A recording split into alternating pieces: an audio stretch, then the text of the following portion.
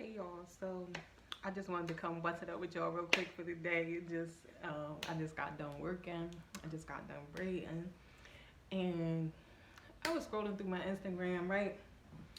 And I just thought of something that is kind of like, um, I think people may have forgotten that, um, you know, it doesn't make you less than because you don't wear wigs, because you don't wear frontals, because you don't, tack all that stuff down to your forehead and all of that.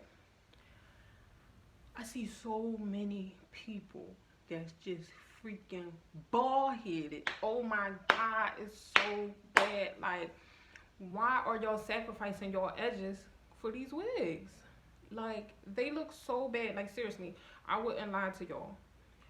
You're not treating your hair. It's not a protective style if you get it glued down. You can get your wig put on and don't get tack all that stuff down and all that little crazy extra glue. I don't know if y'all remember or not. A few years back, maybe like 10 years ago, when chicks started wearing the frontals and everything, and dudes start roasting everybody for wearing them wigs. Like, they just was not here for the wigs.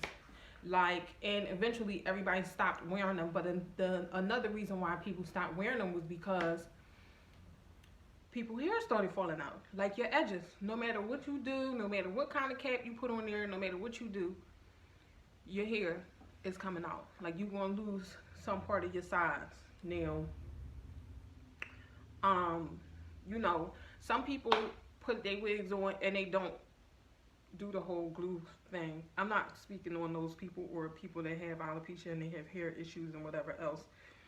But to have actually, hair on your head, to actually have hair and put the wigs on and just ruin your natural hair, like, what would make you take your hair out for a hairstyle that can be created with your natural hair with pieces in it? Like, these days you can get a daggone you can put clip-ins in your hair. It's all types of stuff out here that you can do.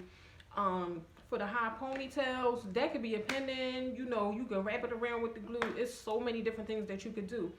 But to jeopardize your edges and lose control of your edges because you want to put on a stupid wig that, let's be honest, you might have a good version of a wig or a wig that looks good, but everybody knows it's a wig. Like, the jig is up. You're not fooling nobody. You, like, once men get hip to something, it's like that's it. Like, they know exactly what's going on. So y'all can forget that. That's out the window. Um, it's just not like I don't think it's worth it to lose your edges for these wigs. But I actually wrote about wigs in my book, How Should I Get My Hair? The Guide to Black Women's Beauty. I'm going to leave the link below in the description box, and you can pick that up if you want. It has so much insight on, just things that we do with our hair, how to take care of our hair, how to maintain our hair, how to find the perfect stylist that you've been looking for, and, how not to get duped on social media, because that's very, very important, because it's so many tricks on social media these days. Like, people is really, really crazy on social media. Like, they will go the extra mile to trick you into something, and then you sit in a chair and they have you coming out looking crazy. But anyway, tell me what you think about the wig trend. Like, I'm, by all means, get it how y'all live. I'm not hating. I'm just not, like, I wear wigs sometimes too, but I don't do all that crazy tacking it down and doing all of that stuff. And like, years ago, I used to wear the lace wigs, but it was the color of my natural hair. And I would, like, put my own edges out in the front. Like, I would put my own edges out in the front. And I wasn't putting no glue on. And I remember when I started wearing the glue, and when I decided to stop wearing it, it was because all across my forehead right here, that glue had done turned, my skin was like pink all around my hairline, and that was because it ripped my freaking epidermis off. And if you don't know what that is, that's like the top, like the outermost layer of your skin. So I was lucky that, you know, my skin ended up, you know, deciding to join us again. But after that, I didn't really have a problem with my edges because, you know, I was doing hair back then too. So like I knew better than to do certain things. But when you doing hair yourself, when you putting it on yourself, tacking it down yourself, when the spot lift up and you're gluing it back down and doing all of that, your hair is when you're gonna be bald. Like I'm gonna just keep it all the way 100 with you. Like you're gonna be bald. So let me know what you think about the wigs. Did your hair fall out from a wig? Is you coming up short from the wig?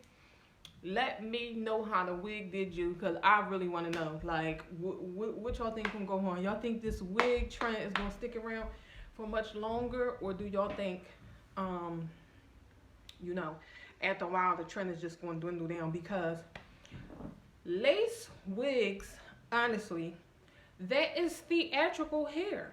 Like that was worn for, you know, like world-renowned thespians that they were trying to be, you know, they might have been trying to be somebody that, you know, had a particular hairstyle, or they may have had a bald head or been bald in the center, and they would create the lace wigs for actors and actresses. But, or, you know, just celebrity stars and stuff. Like you seen how Tina Turner, her hair got burnt out and she ended up, you know, you get a bad chemical and you might have to slap a wig on it. But that's originally how the game started. And then, you know, these wigs just hit the streets, and now they just they running rampant all over the block. So let me know what you think about them wigs. Like, share, subscribe. I'll see you on the next video.